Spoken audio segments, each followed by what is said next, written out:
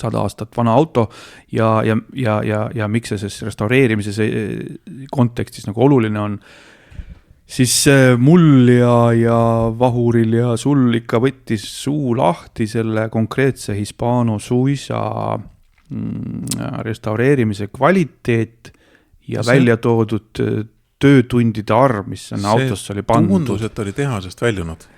Ja... No ma ikkagi kahtlustan, et juuda vast täna on parem, kui ta 100 aastat tagasi oli tehasest tulles.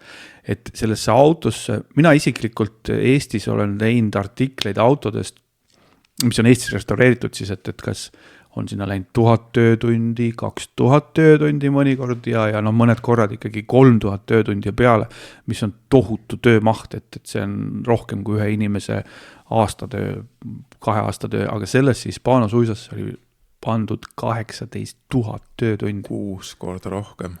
Et see tundub nagu täiesti uskumatu. 18 000 töötundi, see on nagu üks inimene umbes teeks vist palju siis 9 aastat tööd või? Et noh, muidugi see ei olnud ühe inimese töö, sest seal neid asju ja erinevaid